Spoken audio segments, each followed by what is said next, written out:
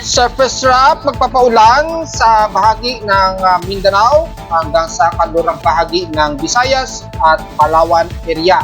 Magdudulot mga ilang kalat-kalat na mga moderate and heavy rain showers, lalo na sa buong bahagi ng katimugan ng Davao Region.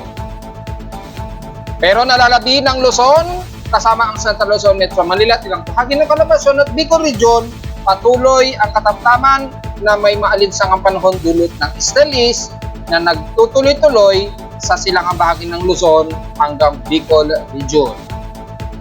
Minor to moderate geomagnetic field at solar X-ray flux umiral kaninang 6:46 AM.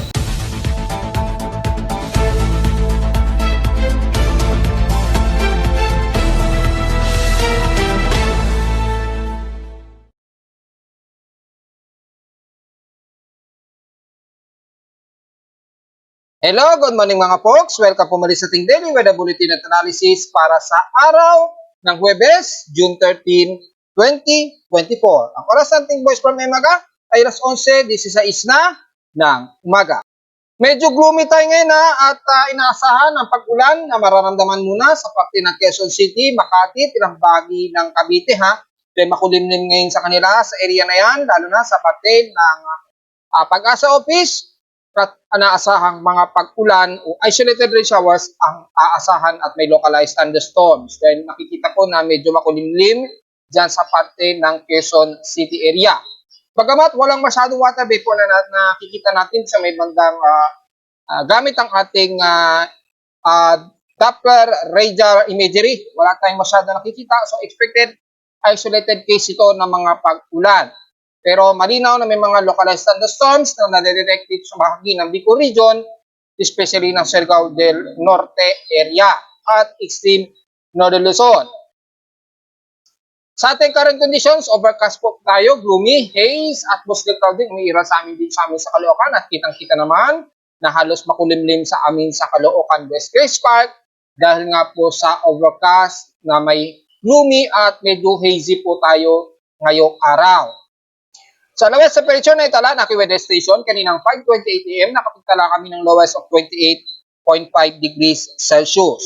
Tapos nakapagtala kami ng medyo malisangan pa rin, umataas ang high air temperature kahapon ng tanghaling tapat ng 12:56 PM, umabot sa 34.5 degrees Celsius. Ibig sabihin, mataas ang aming heat index, nasa marado sa 50 degrees Celsius ang aming init pandamas sa Caloocan. So asahan pa rin sa iba't ibang bahagian ng Luzon, especially sa Central Luzon, Hilaga. Samantala sa ating basic streams in past 24 hours, nanguna naman sa grabe ang init na naman sa Tugigaraw na nasa 36.8 degrees Celsius at grabe na air temperature. At makita rin natin kahapon yan na magiging maalinsangan ang bahagi niya ng Luzon pababa ng NCR area. Sa lowest temperature expected, dito sa Baguio ay almost stationary, nasa 18.2 degrees Celsius ang lowest temperature sa kanila. At sa Iloilo naman ang bandang Subic sa Clark Air Base, inulan sila dyan ng 44 millimeters na total rainfall. Wala naman kami naitala na pag-ulan kahapon na natiling 72.6 millimeter ang total rainfall namin sa loob ng isang linggo dito sa Caloocan. Outside humidity, mataas po na 75%. At bumaba ito ng 2% since last hour. At medyo katamtaman ang ating atmospheric pressure na nasa 1,009 hectopascals and steady ito since last hour. Hindi pa rin maganda ang ating air concentration na natiling nasa moderate ang ating air concentration na kanina umaga lamang ay medyo nasa unhealthy status ito na nasa 74 index ngayon at 23.13 micrograms per cubic meter. Ang particulate matter 2.5. So mas magmas po tayo ngayon dahil medyo may inaasahang thermal inversion kung hindi man mula sa bag ng mga bulkan. Well, para ma-confirm natin, silipin natin yung status ng Bulkang Taal. Hopefully, updated si PBOX. Mayroong isang volcanic earthquake na itala si PBOX kahapon at nasa 2,470 tons per day lamang ang huli nilang itala since June 10. So wala silang latest bog observed kahapon. So wala tayong idea kung mataas ang SO2 emission ni Bulkang Taal At kung silipin naman natin yung status ni Canlaon, kamustahin natin si Canlaon. Kahapon, meron ding isang volcanic earthquake ding ang naitala. At 2,792 tons naman ang naitala sa kanila kahapon, June 12 po ito. So, mas latest po itong SO2 emission ni Bulkang Canlaon. At nasa 300 meters po ang taas nito. So, moderate lamang ang emission daw. Medyo patuloy ang pamamaga nito. So, medyo aliso muna sa mga kababayan natin sa paligid ni Canlaon. Wala naman tayong thermal anomaly na detect kay Taal. So, nominal pa rin ang kanyang fire detection centroid. So, wala tayong magiging komento sa ngayon. At sa ating CIMMS monitoring, ay so far wala naman din tayong anomaly din na nakikita maging kay Bulkang Canlaon.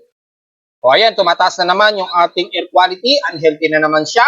So magmask po tayo sa mga sensitibong mga baga dahil medyo nagkakaroon ng thermal inversion malamang sa ating air pollution sa lower surface. So hindi masyado nakaka-dissipate itong concentration ng air pollution. So magmask po tayo mga folks. Sa Almanac, sumikat ang haring araw kaninang 5:26 AM at inasang lulubog ito mamayang 6:25 PM. So, kanina pa siya nag-moonrise at nasa elevation na yung moon natin at elevation 2 degrees. Kasi sikat lamang nito ngayong 11:13 AM at inasang lulubog ito mamayang gabi na at 11:50 PM para naman sa moonrise and moonset natin. So, malamang mga 14 hours mula ngayon ay inaasahang nasa moon apogee ang ating buwan kasabay ng first quarter ng liwanag ng buwan. Focus kayo sa Facebook page para sa latest astronomical events natin.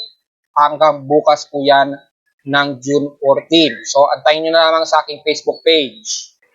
At sa ating local weather outlook para ngayong Huwebes at Biyernes, magiging partly cloudy ang maghapon natin at asahan pa rin ang mga localized thunderstorms ha. So, take note yan. At bukas ng Biyernes, ganun din partly cloudy ang ating umaga at mga localized thunderstorms din ang inaasahan nitong especially sa hapon at sa gabi. Tsansa ng pag-ulan ngayong araw 100% po. So magdala pa ng pananggalang sa ulan lalo na sa parting Quezon City, Makati, ilang bahagi ng Bulacan o dyan sa may bandang Mandaluyong man yan o Madang Makati ha. Anytime magkakaroon ng biglaang isolated rain showers.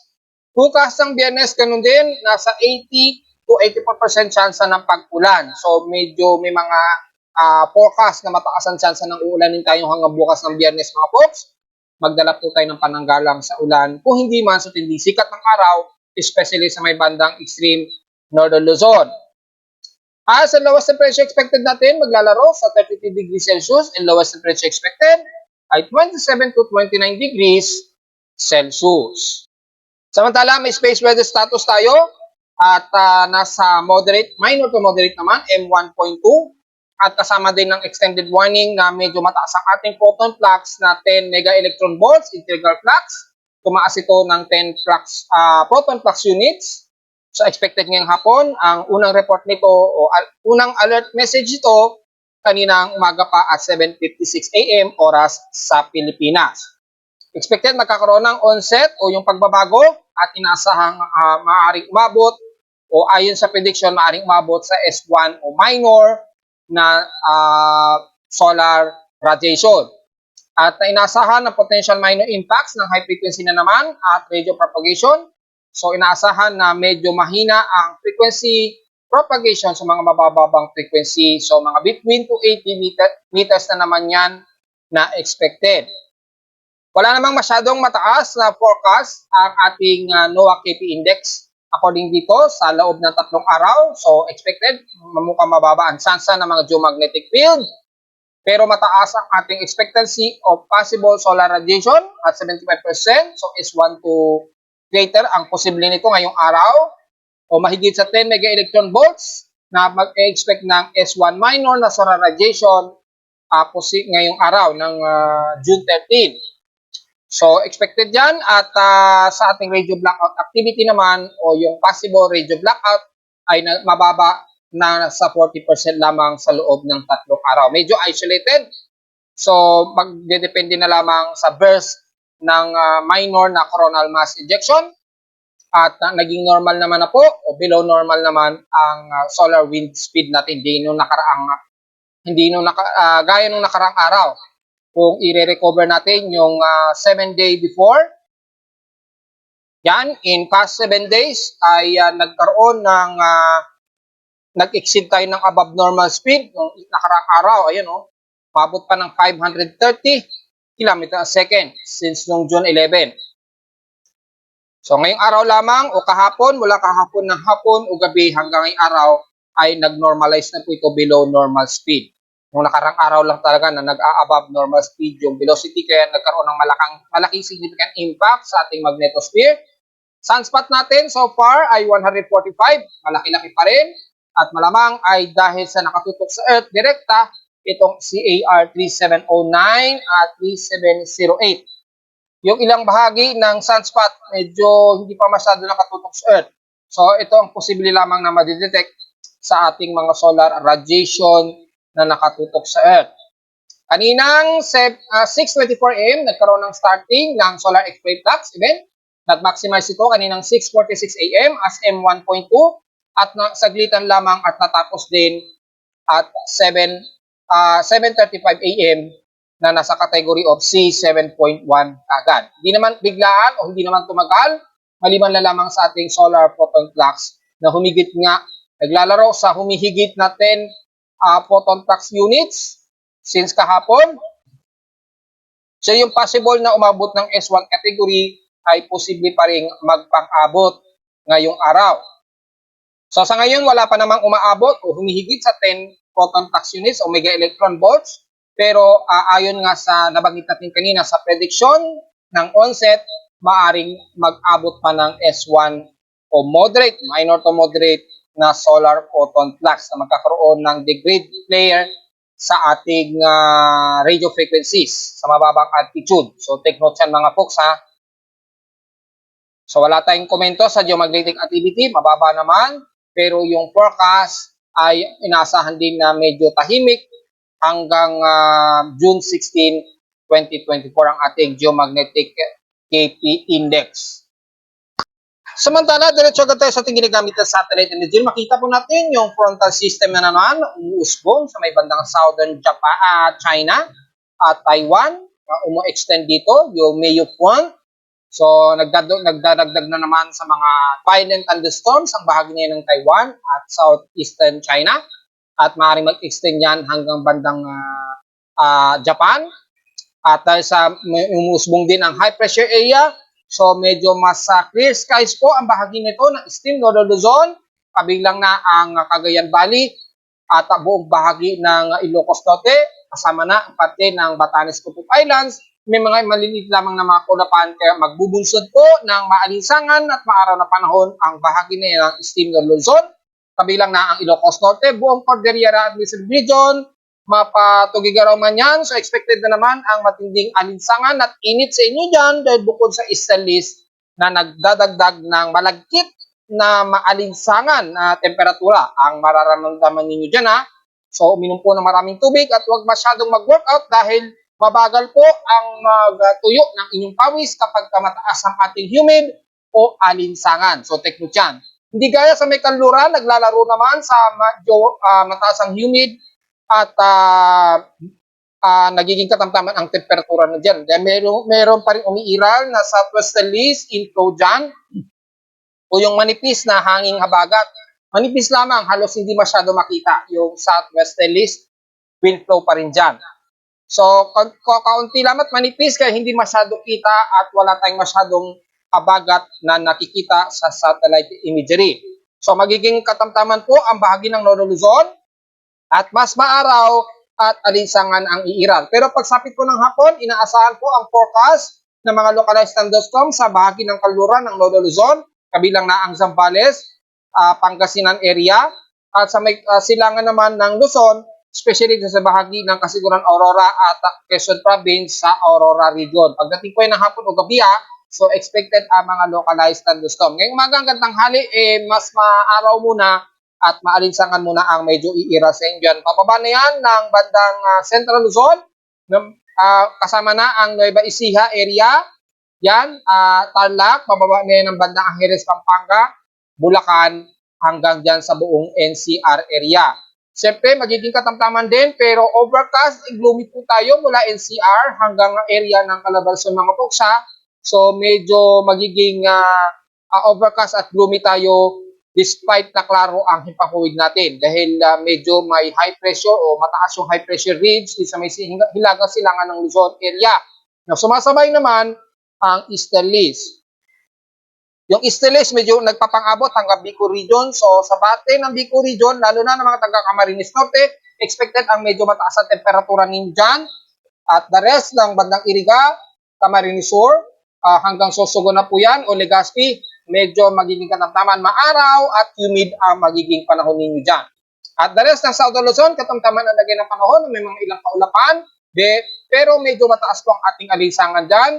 Pero pagdating sa hapon ay may mga isolated rain showers na may ilang pagkulog at pagkidlat, kasama na ang ilang bahagi ng isla na yan ng bandang Romblon area, Masbate, yan.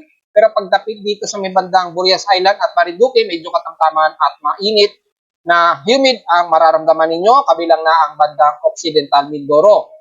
Pero expected pa rin na medyo mataas ang temperatura ninyo, kabilang na ang San Jose sa Mindoro at Camarines Norte. So medyo maalinsangan po ang inyong temperatura.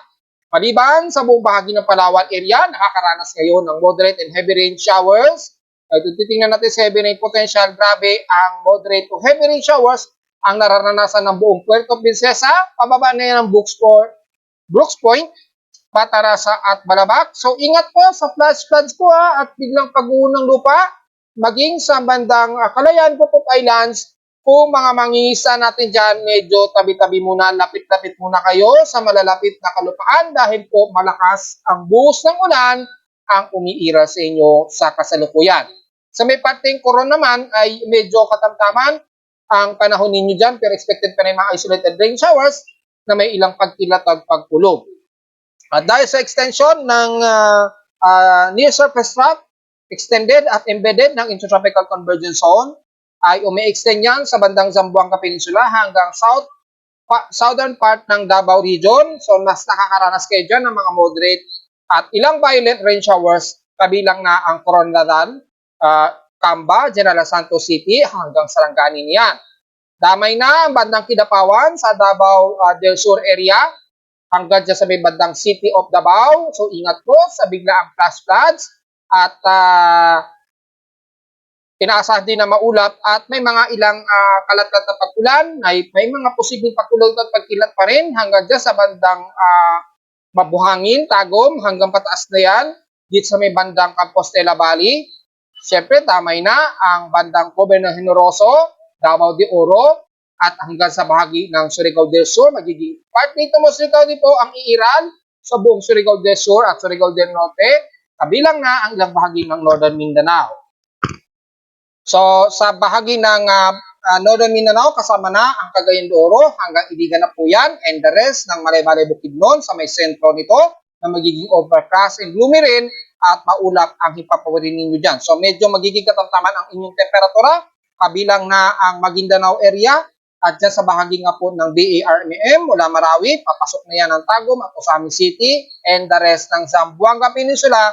Party tumusirikaw din ng ilan aasahan ang mga kalat-kalat na mga ilang moderate and heavy rain showers, lalo na sa Zamboanga City at isla ng Basilan at Hulusulu. Ingat po sa flash floods at mga posibleng pagguho ng lupa, lalo na sa parte ng Coronadal hanggang General Santos City. Ingat na lamang po sa mga potential na biglang flash floods, mga folks.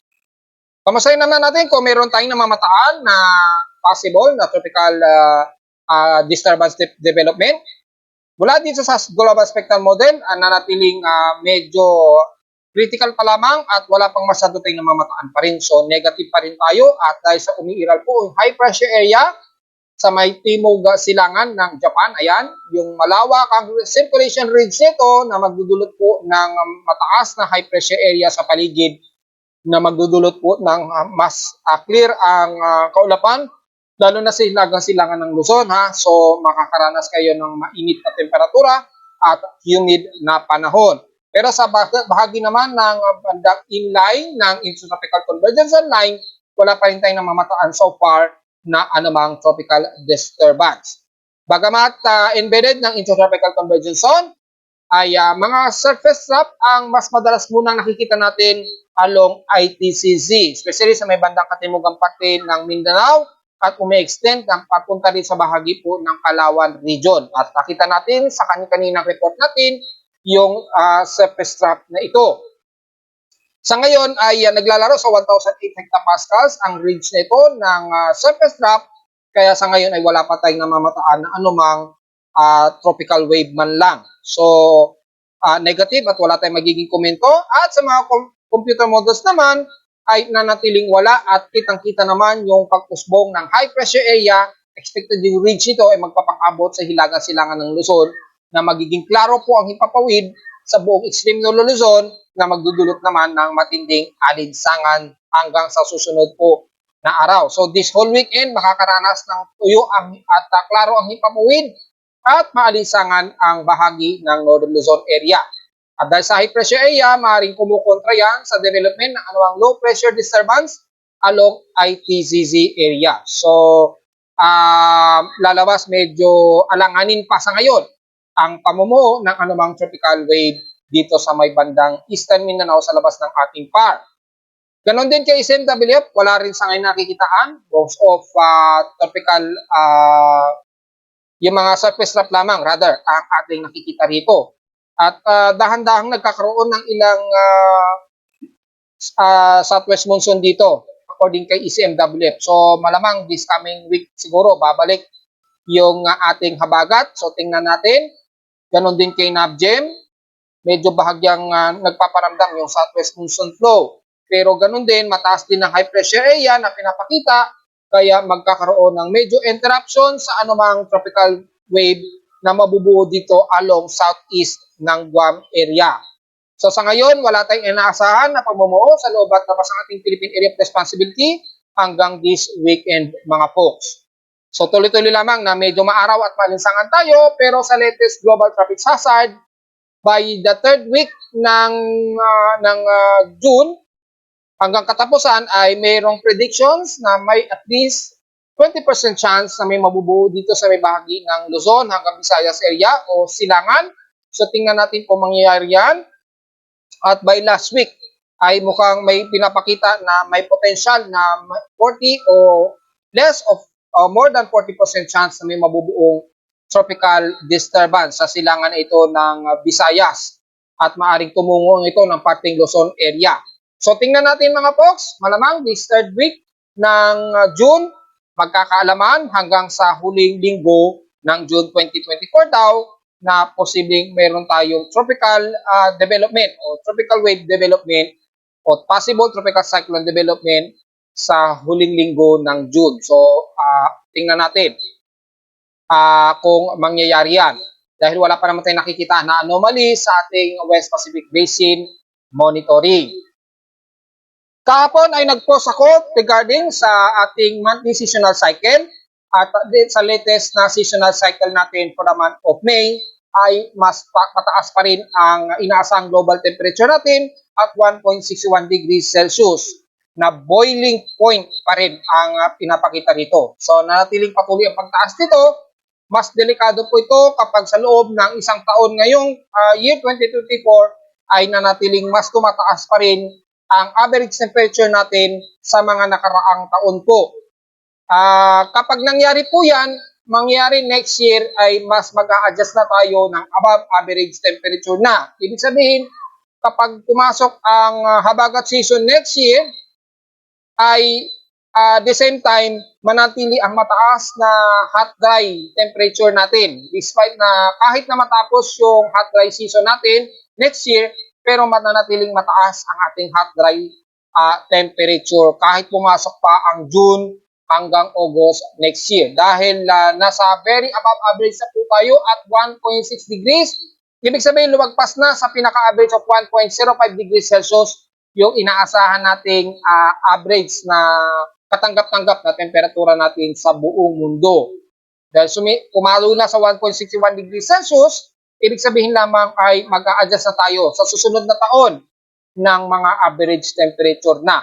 kapag tuloy-tuloy kapag hindi bumaba yung average temperature na to ngayong taon dahil natiling napakataas pa rin talaga yung temperatura natin since January, hindi man lang bumaba ng kahit bahagya. So at least makikita natin dito ay maaring mag-adjust tayo ng temperature average next year, which is nasa boiling point na po tayo ng global temperature. Napakasama po yan sa ating klima. Wala pang latest sa ating Asia ng ating monthly global temperature. So antayin natin. At yung kanyang monthly global temperature anomaly for the month of May ay makikita natin ay nasa 1.13 degrees Celsius, which is very above temperature sa global temperature natin. Hindi po yan maganda mga folks. Sa Ulap Lindol pala ay na may na-detect ang aking seismometer kaninang mga bandang alauna o 1:04 o 1:05 AM ng madaling araw. Kung titingnan naman natin dito, ayon sa data feed ni PBOX, ito ay nasa southeast ng Balot Island. So malayo-layo naman ito sa may municipality of Sarangani. Nasa vicinity ito ng isla ng Colongara. So sakop ito ng Indonesia. Pero sa data ni PBOX ay nasa southeast pa rin ito ng Balot Island ng Sarangani. Magnitude 5.7 po ito. At since nasa bandang kalupan nito ay expected, automatic, wala tayong expected na possible tsunami warnings. Dahil kung titingnan naman natin dito, dahil merong nagbablock na plates doon sa isla, malabo po na magkaroon ng tsunami warning. So wala pong indication of tsunami advisory mula dito sa aking tsunami warnings and sections. So wala tayong magiging komento dyan mga folks. Pero maliwanag na sa magnitude 5.7 po ito along southeast nga po ng Balot Island ng Sarangani. Napakalayo na to. Sakop nito ng Indonesian Peninsula So dapat hindi na ito dapat isinasali. Kaya lang yung range siguro ng mga seismometers ni PBOX napapag-abot at na-detect din ito sa amin sa Caloocan dito sa Luzon. So medyo malakas-lakas siya. May lalim ito na 87 kilometers. Naganap ito 1:01 AM po. So halos 5 minutes o 4 minutes ang travel time bago nag-arrive sa amin sa Luzon. Kaya dito ay pumalo ito ng 1:03 o 1:04 AM ng madaling araw dito sa amin sa Caloocan. So ganun po siya kalayo yung travel times niya. So update ko yan sa aking Facebook page at i-update din natin dito sa pinaka-latest quake captured calculation natin dahil na-detect ng active sa aking seismometer mga folks. At since 12 AM ay wala pa naman tayo meron tayong isa. Meron tayong isang magnitude 4.0 pataas at nito lamang nitong 9:48 AM yan na-detect sa northeast ng Dalupira Island ng Calayan, Cagayan. May lalim na 15 km epicenter depth at magnitude 4.3 ito. So, meron tayong isang magnitude 4.0 pataas na naitala sa may Dalupiri Island, Cagayan. So, sa dagat po ito. Ayan, okay, zoom natin ay nasa karagatan nito ng northeast ng Dalupiri Island. Kung titingnan naman natin yung historical earthquakes natin for the month of June hanggang sa kasalukuyang nagre-report tayo ngayon. Kung nakakailang lindol na po tayo at mukhang meron na tayong ikalawang paglindol nitong June na mahigit sa magnitude 5.0 pataas. Kung titingnan natin, dalawa na po ang ating magnitude 5.0 pataas ayon sa ating data feed. At sa total earthquakes, nasa 509 total earthquakes na po tayo. 491 dito sa magnitude 2.0 pataas. 16 ang magnitude 4.0 pataas at dalawa na ang ating magnitude 5.0 pataas. At so far, wala pa naman tayong naitala o nai-record na magnitude 6.0 pataas. So nakakadalawa na po tayo na magnitude 5.0 pataas. Una dito sa may bandang Rojas City, Palawan, na halos first time itong nagkaroon ng paglindol sa Palawan. At isa rito sa malayo-layo naman, pero nasa southeast nga po ng Balot Island, ng Municipality Sarangani ng Davao Occidental. So yun lamang po, yung dalawa nating magnitude 5.0 pataas na earthquake at mahigit o tumototal na tayo sa 509 total earthquakes for the month of June 2024. At narito naman ating 3-day 20 weather forecast para sa araw ng Huwebes, June 13, 2024.